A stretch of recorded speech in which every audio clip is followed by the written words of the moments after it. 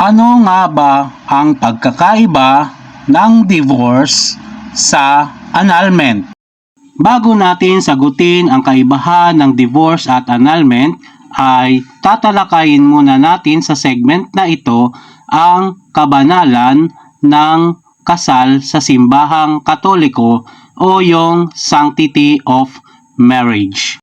Sa simbahang Katoliko, ang kasal ay hindi lamang kontrata o seremonya.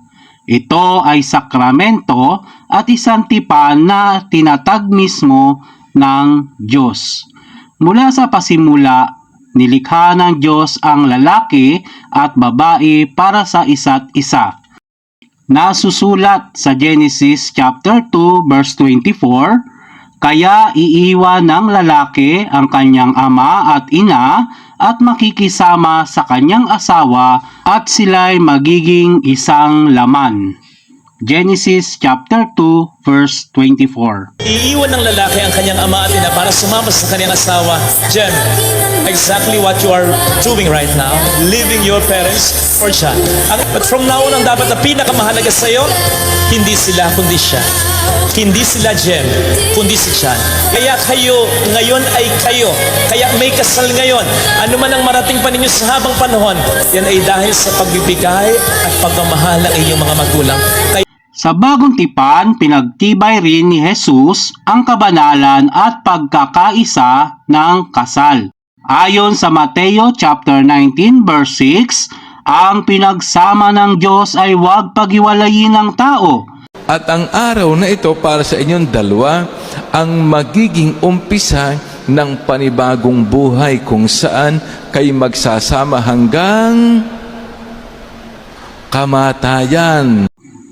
Ayon sa katuruan ng simbahang Katoliko, ang kasal ng dalawang binyagang Kristiyano ay isang sakramento na nagbibigay biyaya upang mahalin nila ang isa't isa gaya ng pagmamahal ni Jesucristo sa kanyang simbahan. Catechism of the Catholic Church, paragraph 1617. Mga lalaki, mahalin ninyo ang inyong asawa gaya ng pagmamahal ni Kristo sa simbahan.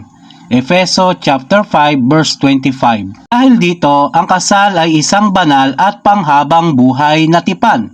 Ito ay daan ng kabanalan, paglilingkod at pakikisa sa plano ng Diyos sa pamamagitan ng pagtatatag ng pamilya at pagpapalaki ng mga anak sa pananampalataya. Sabi nga sa Catechism of the Catholic Church, paragraph 1603, ang bukasyon sa pag-aasawa ay nakaugat sa likas na pagkatao ng lalaki at babae ayon sa plano ng Diyos.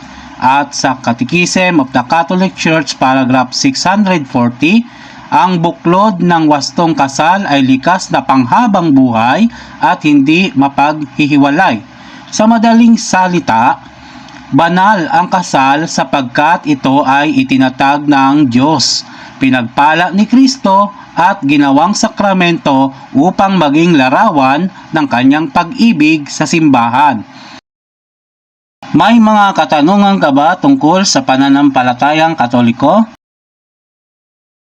Mag-message lamang sa Facebook na ito.